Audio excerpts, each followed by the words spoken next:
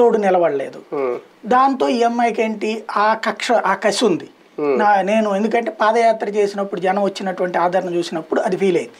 తెలంగాణలో వచ్చేటప్పుడు ఆదరణ రాకపోవడం, డబ్బులు ఖర్చు పెట్టినా కూడా ఏం కాకపోవడంతో ఒక డిప్రెషన్. ఆ డిప్రెషన్ నుంచి క్యాష్ చేసుకోవాలి, నీకు ఆంధ్రాలోనైతే బాగా లైఫ్ వస్తుందని దాన్ని ఏమంటారు కౌన్సిలింగ్ చేసేటటువంటి రాధాకృష్ణ, తోడు నిలబడేటటువంటి చంద్రబాబు నాయుడు, ఈ మొత్తం మీద కలిసి నడుస్తున్నటువంటిది షర్మిల ఎపిసోడ్. ఒక రకంగా ముందే వ్యూహమా ఇదంతా? షర్మిల గారు తెలంగాణ వెళ్ళి అక్కడ సక్సెస్ అవ్వకపోతే ఇక్కడికి రావాలి, డైరెక్ట్గా రాకుండా అనేది లేదు, అక్కడ అవ్వలేదు కాబట్టి అనుకోకుండా ఏపీలో ఎంట్రీ ఇవ్వాల్సి వచ్చింది అనుకోవాలా? ఆమె వ్యూహం కాదు, నేను చెప్పాను కదా, వీళ్ళ వ్యూహంలో ఆమె భాగమైంది. అంటే వీళ్ళ బలవంతంగా తీసుకొచ్చారా లేదంటే ఆమె ఇష్టపూర్వకంగానే ఏపీలో అడుగు పెట్టింది అంటే? ఆమెకి లేని ఆప్షన్ లేకుండా చేశారు కాబట్టి ఇంకేం చేయాలి? అంటే వైఎస్ఆర్ టీపీ కాబట్టి కాంగ్రెస్ కూడా అక్కడ అధికారంలో ఉంది కాబట్టి అక్కడ ఏదైనా పదవాడగచ్చు కదా, ఇక్కడ దాకా రావాల్సిన పనే ఉంది. విలీనం చేసింది అక్కడ పార్టీ కదా. అక్కడ రేవంత్ రెడ్డి ఒప్పుకోడు అన్నటువంటిది అధిష్టానం చెప్పేస్తుంది.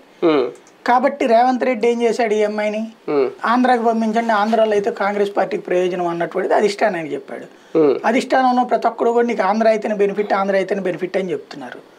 ఇక్కడ ఉన్నటువంటి మీడియా కూడా నువ్వు ఆంధ్ర అయితే నువ్వు ఇంకేముంది, మీ అన్నం దెబ్బ కొడతావు, మీ అన్నకి నీ రుచి చూపెడుదు గాని చెప్తున్నారు. కాబట్టి ఇప్పుడు అన్నకి రుచి చూపించాలనుకుని వచ్చింది. అంటే ఇక్కడ వచ్చి సాధించేది ఏంటి అంటే ఆవిడ సీట్ కోసమా లేదంటే ఎమ్మెల్యే అవడం కోసమా, ఒక రాజ్యసభ ఏదైనా ఒక పదవి తీసుకొని సెటిల్ అవ్వాలనుకుంటున్నారు? కనబడుతున్నది అయితే తను గెలుస్తాం అనేటువంటి దాన్ని ఎజెండా అనుకుంటుంది, కానీ తన అన్నని ఓడించడానికి కోసం తను పనిచేస్తున్నట్టు కనబడుతుంది ఇప్పుడు ఇక్కడ. వైఎస్ఆర్సీపీకి ఒక ప్లస్